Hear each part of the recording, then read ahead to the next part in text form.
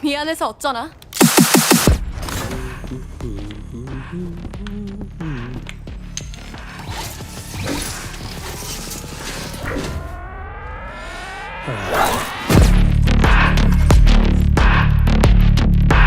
It's been 3 years since the announcement of release of the new game from Riot Games, Valorant. Valorant was under the code name of the game. Project A development started in 2014 under the Research and Development Department. The game was then just a prototype to try out new ideas and other way to create mechanics for the game. Joe Ziegler sparked the initial ideas during creative session, and David Nottingham and the talented team breathed life into it. Valorant's goal was twofold: to attract newcomers to tactical shooters and eSport, while addressing the frustration of experienced players. In this approach, accessibility and inclusivity were prioritized over flashy graphics, so the Unreal Engine was chosen for development. Riot's commitment to accessibility was evident in the decision to ensure smooth gameplay even in modest hardware, promising a minimum of 30 frames per second. For this purpose, Marcus Ray's team of engineers carefully tuned the engine based on their experience with games such as Gears of War 4. The focus wasn't just on performance, competitive integrity was paramount. Not much information and history went to the creation of Valorant. Let's move on to the beginning of the release and beta test.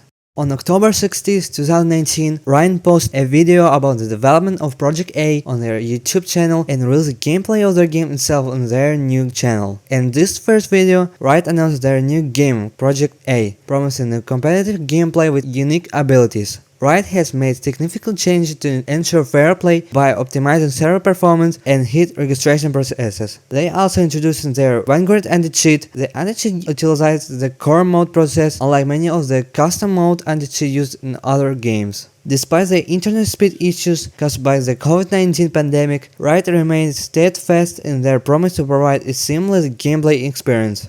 On April 7, 2020, Riot announced a closed beta test of Valorant. To gain access, you had to watch streamers on Twitch, so as itself was random, you could get it or not. So during the beta there was a lot of people watching to get access, and there were even bots to gain access itself for it. Valorant really became mega popular as people were already bored with Counter-Strike when Valorant itself brought something new to gameplay. After a month of beta testing Valorant, the game closed on May 28 before release. Those who played the game received free rewards, and those who bought skin in the store, yes, in the beta there was already a store in fit skin, received a full refund of in-game currency, Valorant points. Also worth praising Riot for the cinematics. They are done very well and really attract people with their playstyle and lore, which I will tell you a little later. Already on June 2nd, 2020, the game finally goes into release, and players who could not get access will be able to play without the problems. Valorant had 4 playable maps at the time of release: Action, Heaven, Bind, and Split. There have also been 11 agents since release: Brimstone, Jet, Phoenix, Sage, Sova, Breach, Cypher, Omen, Raze, Reyna, and Viper. Valorant hasn't changed drastically or had huge updates in 4 years. Everyone has been adding new agents and balancing them, and adding maps and balancing them too. Let's start with what changed from release to today. Since the beta version of the game, the interface has felt raw. During agent selection, the agents themselves were generally static. Elements in the interface were just square. Now today's Valorant has been redesigned the main menu of the game, made more animated and smooth elements in the interface, and the section of agents are now just not model of characters, but now their art, and every section of the agent during the match now add their animation when selecting. Also, Valorant itself is a cybersport discipline. Esports section has been added where you can view matches, results, and more. And so the interface itself has now changed completely.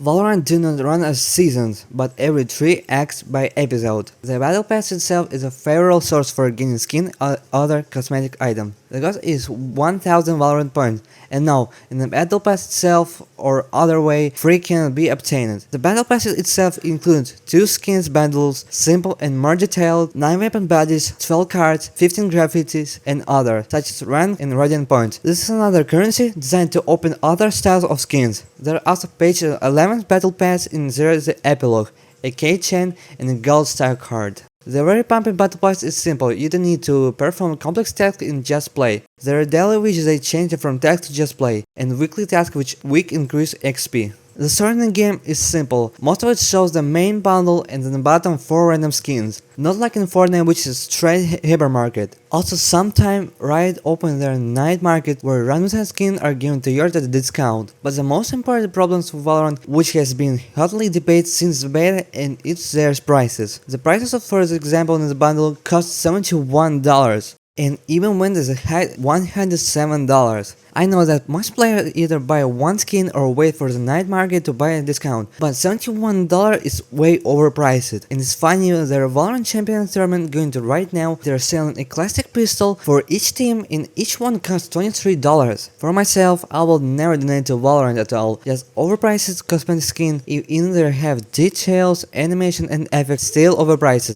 Valorant currently has 24 agents in it. Each new episode Riot releases is cinematic, which is part of the lore about the agents themselves and the universe. Over the course of 4 years, Valorant's story has unfolded, revealing a world shaped by the conflict between two powerful factions, the Kingdom and Radiant. Agents elite operative with unique abilities fight a shadow war for control mystical resource known as Radiant. At the center of the narrative are the Radiant, ancient being of immense power wanted to both factions. The Radiant's origin and motivation remain shrouded in mystery. Cage characters such as Jett, a sleek duelist with ties to the Kingdom, and Reyna, an agent empowered by the Radiant and driven by unquenchable traits for the entirety, have emerged. Their backstories and ties to the larger conflict complicated the story. Over time, Riot releases cinematics and in-game events to expand the universe, delving deeper into the personal struggles and alliances of the various agents.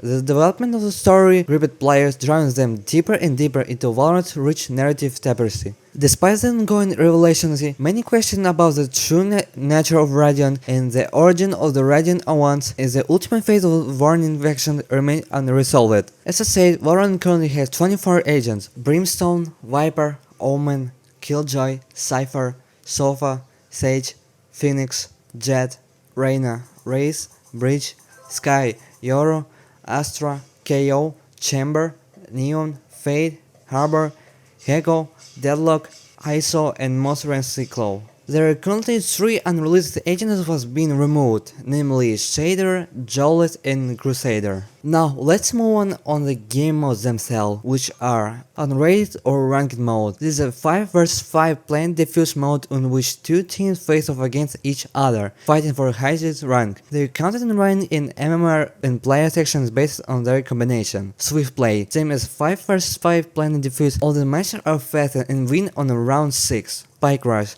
This casual game mode in Valorant, 5 vs 5 like normal mode in Swift play, but designed for fast and intense action with short rounds and lots of orbs that give buffs and debuffs. Deathmatch, a 1 vs all mode where you kill all opponents with your weapon of choice until you reach 40 points to win. Escalation. This game mode is 5 vs 5, only you start with pistol and with each kill and your team raises the points for better weapons and victory. Team Deathmatch. Similar to Deathmatch, but only you're in a team against others. Premiere. This mode is designed for more competitive in team play. To access Premiere, you need to link your phone number and after that you create your team. Then on certain days where you can participate. But also in honor of Christmas appears Snowball Fight mode, where you're in a Christmas icebox with one weapon that shoots snowball at a time. Also in the map either give with buff that speed you up or faster shoot. The rest of the modes that don't really need explanation about them. Custom games and training. In other years, the game hasn't changed much. It's still 5-on-5 planned and diffused with some game modes and with massive tournaments. But the game continues to evolve, not only gameplay vibes, but adding cinematics and playable locations to the role. Valorant has gained popularity and loyal players. People love the agent and their personalities and continue to add content. And to summarize is Valorant worth playing. If you play Counter-Strike 2 or Overwatch and have never tried Valorant, I can tell you that it's worth to try, because Valorant is Counter-Strike with abilities like in Overwatch. I've been with Valorant since the beta version, since I'm not such a famous streamer or YouTuber or cyber sportsman. A game for me is either when a really huge ability is released or there even was worth trying. So I think it's up to you try to play Valorant or not from what I told you. Thanks for watching this video. I hope you are interested in what has changed in Valorant and the state of the game. Don't forget to like, subscribe to my channel and click on the bell. There will be many more interesting videos on my channel soon.